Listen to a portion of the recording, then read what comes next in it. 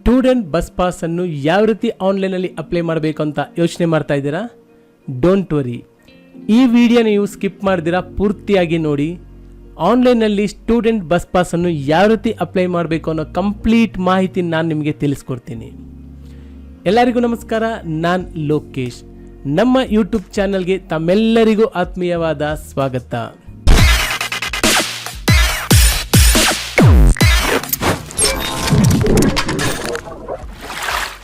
ನೀವು student bus ಪಾಸನ್ನು apply ಮಾಡೋದಕ್ಕಿಂತ ಮುಂಚೆ ನೀವು BMTCಯ ಅಫಿಷಿಯಲ್ ವೆಬ್ಸೈಟ್ಗೆ ಎಂಟರ್ ಆಗಬೇಕಾಗುತ್ತೆ.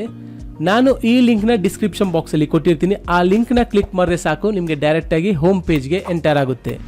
ಇಲ್ಲಿಂದ ಯಾವ ರೀತಿ ಅಪ್ಲೈ ಮಾಡಬೇಕು ಅಂತ ನಾನು ತಿಳಿಸ್ಕೊಡ್ತಾ ಹೋಗ್ತೀನಿ, ಅದೇ ರೀತಿ ನೀವು ಅಪ್ಲೈ ಮಾಡ್ತಾ ಹೋಗಿ. ಇಲ್ಲಿ ಕೆಳಗಡೆ ನಿಮಗೆ ಸ್ಟೂಡೆಂಟ್ ಪಾಸ್ ಆನ್ಲೈನ್ ಅಪ್ಲಿಕೇಶನ್ ಈ ಲಿಂಕ್ನ ನೀವು ಸೆಲೆಕ್ಟ್ ಮಾಡ್ಕೊಳ್ಳಿ. ಫಸ್ಟು ನೀವು ನಿಮ್ಮ ರಿಜಿಸ್ಟ್ರೇಷನ್ ಅನ್ನು ಮಾಡ್ಕೋಬೇಕಾಗುತ್ತೆ. ನಂತರ ನೀವು ಲಾಗಿನ್ ಮೇಲೆ ಕ್ಲಿಕ್ ಮಾಡಿ ಲಾಗಿನ್ ಮಾಡ್ಕೋಬೇಕು. ಫಸ್ಟು ನಾವು ರಿಜಿಸ್ಟರ್ ಹಿಯರ್ನ ಸೆಲೆಕ್ಟ್ ಮಾಡ್ಕೊಳ್ಳೋಣ. ಇಲ್ಲಿ ನಿಮ್ಮ ಆಧಾರ್ ಕಾರ್ಡ್ ನಂಬರನ್ನು ಎಂಟರ್ ಮಾಡಿ ಕೆಳಗಡೆ ಕಾಣುವ ಕ್ಯಾಪ್ಚಾ ಕೋಡ್ ಎಂಟರ್ ಮಾಡಿ ನೆಕ್ಸ್ಟ್ ಮೇಲೆ ಕ್ಲಿಕ್ ಮಾಡಿ. ನೀವು ಎಂಟರ್ ಮಾಡಿರೋಂಥ ಆಧಾರ್ ನಂಬರ್ಗೆ ಯಾವ ಮೊಬೈಲ್ ನಂಬರ್ ಲಿಂಕ್ ಆಗಿರುತ್ತೋ ಆ ಮೊಬೈಲ್ ನಂಬರ್ಗೆ ಒಂದು OTP ರಿಸೀವ್ ಆಗಿರುತ್ತೆ. ಆ OTPನ ನೀವು ಎಂಟರ್ ಮಾಡಿ ಕಂಟಿನ್ಯೂ ಮೇಲೆ ಕ್ಲಿಕ್ ಮಾಡಿ. ಡಿಜಿಲಾಕರ್ ಇಲ್ಲಿ ಓಪನ್ ಆಗುತ್ತೆ. ಈ ಡಿಜಿಲಾಕರ್ನ ನೀವು ಅಲೋ ಮಾಡ್ಕೊಳ್ಳಿ. ನೀವು ನಿಮ್ಮ ಇಮೇಲ್ ID ಹಾಗೂ ಮೊಬೈಲ್ ನಂಬರ್ ಅನ್ನು ಇಲ್ಲಿ ಎಂಟರ್ ಮಾಡಬೇಕಾಗುತ್ತೆ. ಈ ಇಮೇಲ್ ID ಮತ್ತೆ ಮೊಬೈಲ್ ನಂಬರು ಇವಾಗ ನೀವು ಯೂಸ್ ಮಾಡಿರುವಂತಹ ಇಮೇಲ್ ID ಆಗಿರಬೇಕಾಗುತ್ತೆ. ಯಾಕಂದ್ರೆ ಎರಡಕ್ಕೂ ಕೂಡ ಒಂದೊಂದು OTP ಬರುತ್ತೆ. ಆ OTPನ ಎಂಟರ್ ಮಾಡ್ಕೊಳ್ಳೋಕ್ಕೆ ನೀವು ಯೂಸ್ ಮಾಡ್ತಿರುವಂಥ ಇಮೇಲ್ ID ಹಾಗೂ ನೀವು ಯೂಸ್ ಮಾಡ್ತಿರುವಂಥ ಮೊಬೈಲ್ ನಂಬರನ್ನು ಎಂಟರ್ ಮಾಡಿ ಒಂದು ಪಾಸ್ವರ್ಡನ್ನು ಇಲ್ಲಿ ಕ್ರಿಯೇಟ್ ಮಾಡ್ಕೊಳ್ಳಿ. ಈ ಪಾಸ್ವರ್ಡ್ ಯಾವ ರೀತಿ ಇರಬೇಕು ಅಂತ ಕೆಳಗಡೆ ಕೊಟ್ಟಿದ್ದಾರೆ ನೋಡಿ. ಆ ಫಾರ್ಮುಲಾದಲ್ಲಿ ಒಂದು ಪಾಸ್ವರ್ಡ್ನ ನೀವು ಕ್ರಿಯೇಟ್ ಮಾಡ್ಕೊಳ್ಳಿ. ನಂತರ ಕೆಳಗಡೆ ಕಾಣುವ ಕ್ಯಾಪ್ಚಾ ಕೋಡನ್ನು ಎಂಟರ್ ಮಾಡಿ ಸಬ್ಮಿಟ್ ಬಟನ್ ಮೇಲೆ ಕ್ಲಿಕ್ ಮಾಡಿ. ಸೊ ಇವಾಗ ನೀವು ಎಂಟರ್ ಮಾಡಿರುವಂಥ ಇಮೇಲ್ಗೆ ಹಾಗೂ ಮೊಬೈಲ್ ನಂಬರ್ಗೆ ಒಂದೊಂದು OTP ರಿಸೀವ್ ಆಗಿರುತ್ತೆ. ಆ OTPನ ಇಲ್ಲಿ ಎಂಟರ್ ಮಾಡ್ಕೊಳ್ಳಿ.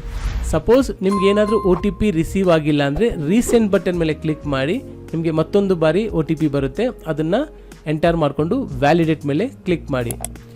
ಇಲ್ಲಿಗೆ ನಿಮಗೆ ರಿಜಿಸ್ಟ್ರೇಷನ್ ಕಂಪ್ಲೀಟ್ ಆಗಿರುತ್ತೆ. ಇವಾಗ ನೀವು ಲಾಗಿನ್ ಮಾಡ್ಕೋಬೇಕಾಗುತ್ತೆ. ಸೊ ಅದಕ್ಕೆ ನಾನು ಕೊಟ್ಟಿರೋ ಡಿಸ್ಕ್ರಿಪ್ಷನ್ ಬಾಕ್ಸಲ್ಲಿರೋ ಲಿಂಕನ್ನೇ ಮತ್ತೊಂದು ಬಾರಿ ನೀವು ಕ್ಲಿಕ್ ಮಾಡ್ಕೊಳ್ಳಿ. ಮತ್ತೆ ಹೋಮ್ ಪೇಜ್ಗೆ ಎಂಟರ್ ಆಗುತ್ತೆ. ಇಲ್ಲಿ ಸ್ಟೂಡೆಂಟ್ ಪಾಸ್ ಆನ್ಲೈನ್ ಅಪ್ಲಿಕೇಶನ್ನ ಮತ್ತೊಂದು ಬಾರಿ ಸೆಲೆಕ್ಟ್ ಮಾಡ್ಕೊಳ್ಳಿ. ಲಾಗಿನ್ ಐಡಿಗೆ ನಿಮ್ಮ ಮೊಬೈಲ್ ನಂಬರನ್ನು ಎಂಟರ್ ಮಾಡ್ಕೊಳ್ಳಿ. ಪಾಸ್ವರ್ಡ್ಗೆ ನೀವು ಕ್ರಿಯೇಟ್ ಮಾಡ್ಕೊಂಡಿದ್ರಲ್ಲ ಅದನ್ನು ಎಂಟರ್ ಮಾಡಿ ಕೆಳಗಡೆ ಕಾಣುವ ಕ್ಯಾಪ್ಚಾ ಕೋಡನ್ನು ಎಂಟರ್ ಮಾಡಿ ಲಾಗಿನ್ ಬಟನ್ ಮೇಲೆ ಕ್ಲಿಕ್ ಮಾಡಿ. ಸೇವಾ ಸಿಂಧುವಿನ ಹೋಮ್ ಪೇಜ್ ಓಪನ್ ಆಗಿದೆ. ಇಲ್ಲಿ ನೋಡಿ ಕೆಳಗಡೆ application for BMTC student bus pass 2024-25 ಈ ಶೀಟು ಓಪನ್ ಆಗುತ್ತೆ. ಇಲ್ಲಿಂದ ನಮ್ಮ ಅಪ್ಲಿಕೇಶನ್ ಶುರು ಆಗುತ್ತೆ. ಮೊದಲಿಗೆ ನೀವು ನಿಮ್ಮ ಸಿಟಿಜನ್ಶಿಪ್ ಅನ್ನು ಈ ಲಿಸ್ಟಲ್ಲಿ ಸೆಲೆಕ್ಟ್ ಮಾಡ್ಕೊಳ್ಳಿ. ನಂತರ ನೀವು ನಿಮ್ಮ ಆಧಾರ್ ಕಾರ್ಡ್ ನಂಬರನ್ನು ಎಂಟರ್ ಮಾಡಿ ಇಲ್ಲಿ ಕಾಣುವ ಕನ್ಸೆಂಟನ್ನು ಅಗ್ರಿ ಮಾಡ್ಕೊಳ್ಳಿ.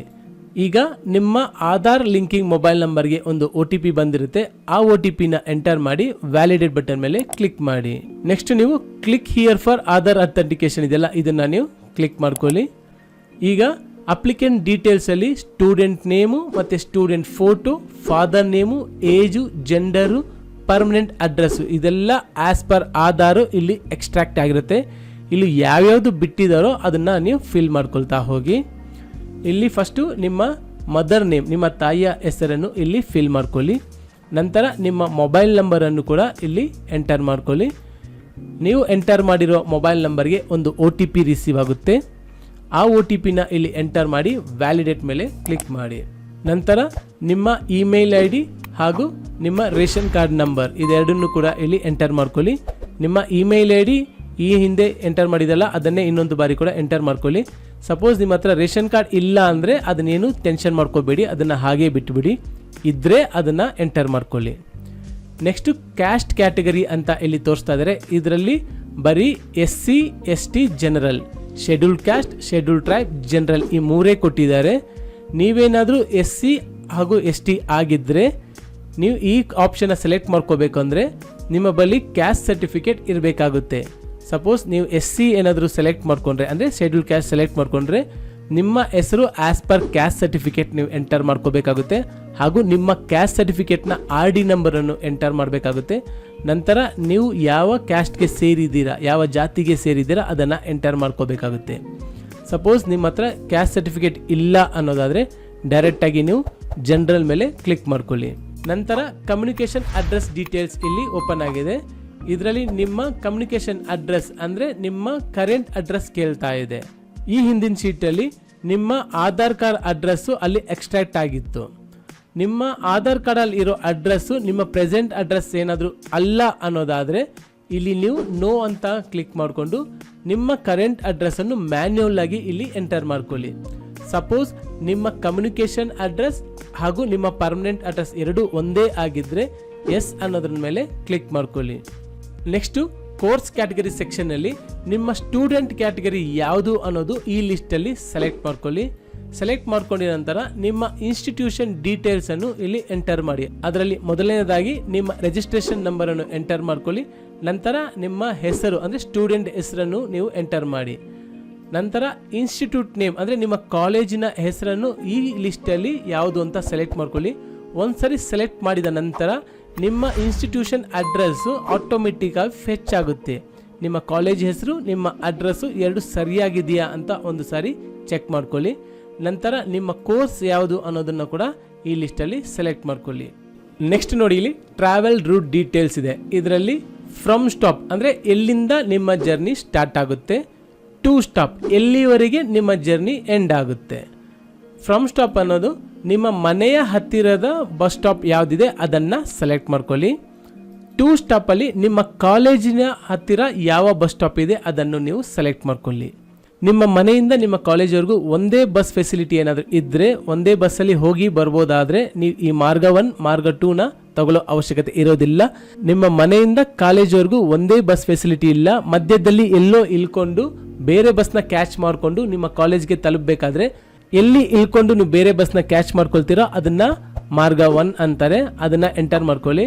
ಹಾಗೂ ಮಾರ್ಗ 2 ಕೂಡ ಇದೇ ರೀತಿ ಡೈರೆಕ್ಟ್ ಬಸ್ ಇಲ್ಲ ಅಂದರೆ ಇನ್ನೊಂದು ಕಡೆ ಇಳ್ಕೊಂಡು ನಿಮ್ಮ ಕಾಲೇಜ್ಗೆ ರೀಚ್ ಆಗುವಂಥದ್ದು. ಇದು ಆಪ್ಷನಲ್ ಆಗಿದೆ. ನಿಮಗೆ ಡೈರೆಕ್ಟ್ ಬಸ್ ಇಲ್ಲ ಅಂದರೆ ಈ ಮಾರ್ಗ 1 ಮಾರ್ಗ 2ನ ಎಂಟರ್ ಮಾಡ್ಕೊಳ್ಳಿ. ಇಲ್ಲ ಆದರೆ ಫ್ರಮ್ ಮತ್ತು 2ನ ಸೆಲೆಕ್ಟ್ ಮಾಡ್ಕೊಳ್ಳಿ. ಇಷ್ಟು ನೀವು ಎಂಟರ್ ಮಾಡ್ಕೊಂಡ್ರೆ ಸಾಕು. ನಿಮ್ಮ ಪಾಸ್ನ ಡ್ಯೂರೇಷನ್ ಆಟೋಮೆಟಿಕ್ ಆಗಿ ಅದೇ ಫೆಚ್ ಆಗುತ್ತೆ ಮತ್ತು ನಿಮ್ಮ ಅಮೌಂಟ್ ಕೂಡ ಡೈರೆಕ್ಟಾಗಿ ಅದೇ ಫೆಚ್ ಆಗುತ್ತೆ. ನೀವೇನು ಇದನ್ನು ಮ್ಯಾನ್ಯುಯಲ್ ಆಗಿ ಎಂಟರ್ ಮಾಡೋ ಅವಶ್ಯಕತೆ ಇರೋದಿಲ್ಲ.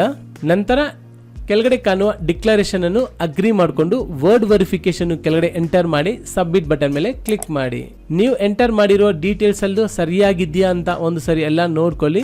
ಎಲ್ಲ ಸರಿಯಾಗಿ ಇದ್ರೆ ಕೆಳಗಡೆ ಕಾಣುವ ಅಟ್ಯಾಚ್ ಅನೆಕ್ಷರ್ ಮೇಲೆ ಕ್ಲಿಕ್ ಮಾಡಿ. ಇಲ್ಲಿ ನೀವು ಕೆಲವೊಂದು ಡಾಕ್ಯುಮೆಂಟ್ಸ್ನ ಅಪ್ಲೋಡ್ ಮಾಡ್ಕೋಬೇಕಾಗುತ್ತೆ. ಇದರಲ್ಲಿ ನಿಮ್ಮ ಫೀ ಪೇಮೆಂಟ್ ರೆಸಿಪ್ಟ್, ನಿಮ್ಮ ಕಾಲೇಜ್ಗೆ ಕಟ್ಟಿರುವಂಥ ಫೀ ಪೇಮೆಂಟ್ನ ರೆಸಿಪ್ಟು ಹಾಗೂ ನಿಮ್ಮ ಪಾಸ್ಪೋರ್ಟ್ ಸೈಜ್ ಫೋಟೋ ಇದೆರಡನ್ನೂ ಕೂಡ JPG ಫಾರ್ಮ್ಯಾಟಲ್ಲಿ 1 MBಗಿಂತ ಕಮ್ಮಿ ಇರೋ ಥರ ಅದನ್ನು ಸ್ಕ್ಯಾನ್ ಮಾಡಿಕೊಂಡು ಅಪ್ಲೋಡ್ ಮಾಡ್ಕೊಳ್ಳಿ. ನಂತರ ಸೇವ್ ಅನೆಕ್ಷರ್ ಮೇಲೆ ಕ್ಲಿಕ್ ಮಾಡಿ. ಸೊ ನೆಕ್ಸ್ಟ್ ಶೀಟಲ್ಲಿ ಇದನ್ನು ಸಬ್ಮಿಟ್ ಮಾಡ್ಕೊಳ್ಳಿ. ಸಬ್ಮಿಟ್ ಮಾಡ್ಕೊಂಡ ನಂತರ ನಿಮ್ಮ ಅಕ್ನಾಲೇಜ್ಮೆಂಟು ಇಲ್ಲಿ ಜನರೇಟ್ ಆಗುತ್ತೆ. ಇದನ್ನು ಕೆಳಗಡೆ ಎಕ್ಸ್ಪೋರ್ಟ್ ಟು PDF ಇದೆಯಲ್ಲ ಇದನ್ನು ನೀವು ಕ್ಲಿಕ್ ಮಾಡ್ಕೊಳ್ಳಿ. ಕ್ಲಿಕ್ ಮಾಡಿದ ನಂತರ ನಿಮ್ಮ PDF ಫೈಲು ಇಲ್ಲಿ ಡೌನ್ಲೋಡ್ ಆಗುತ್ತೆ. ಇದನ್ನು ನೀವು ಪ್ರಿಂಟೌಟ್ ತೊಗೊಂಡು ಇಟ್ಕೊಳ್ಳಿ. ಸೊ ಈ ರೀತಿ ನೀವು ನಿಮ್ಮ ಸ್ಟೂಡೆಂಟ್ ಬಸ್ ಪಾಸನ್ನು ಆನ್ಲೈನಲ್ಲಿ ಅಪ್ಲೈ ಮಾಡ್ಕೋಬೋದಾಗಿದೆ. ಸೊ ಬಸ್ ಪಾಸ್ಗೆ ಅಪ್ಲೈ ಮಾಡಿ ಆಗಿದೆ. ನೆಕ್ಸ್ಟ್ ಈ ಬಸ್ ಪಾಸ್ನ ನಾವು ಪಡ್ಕೋಬೇಕಾದ್ರೆ ಏನು ಮಾಡಬೇಕು ಇದ್ರ ಬಗ್ಗೆ ಕೂಡ ನಾನೊಂದು ವಿಡಿಯೋ ಮಾಡಿ ಅಪ್ಲೋಡ್ ಮಾಡಿದ್ದೀನಿ. ಅದನ್ನು ಕೂಡ ನೀವು ಫಾಲೋ ಆದರೆ ನಿಮ್ಮ ಬಸ್ ಪಾಸ್ನ ನೆಕ್ಸ್ಟ್ ಪ್ರೋಸೆಸ್ ಏನಿದೆ ಅಂತ ನಿಮಗೆ ಗೊತ್ತಾಗುತ್ತೆ. ಇದಾಗಿತ್ತು ಇವತ್ತಿನ ವಿಡಿಯೋ. ಈ ವಿಡಿಯೋದಲ್ಲಿ ನಿಮ್ಗೆ ಏನಾದರೂ ಡೌಟ್ಸ್ ಇದ್ದರೆ ಕಮೆಂಟ್ ಸೆಕ್ಷನಲ್ಲಿ ಕಮೆಂಟ್ ಮಾಡಿ, ಅದಕ್ಕೂ ಉತ್ತರ ಕೊಡೋಕ್ಕೆ ನಾನು ಪ್ರಯತ್ನ ಪಡ್ತೀನಿ. ಈ ಕಂಟೆಂಟ್ ನಿಮ್ಗೆ ಏನಾದರೂ ಇಷ್ಟ ಆಗಿದ್ರೆ ಈ ವಿಡಿಯೋನ ಲೈಕ್ ಮಾಡಿ ಹಾಗೂ ನಿಮ್ಮ ಫ್ರೆಂಡ್ಸ್ ಕೂಡ ಶೇರ್ ಮಾಡಿ.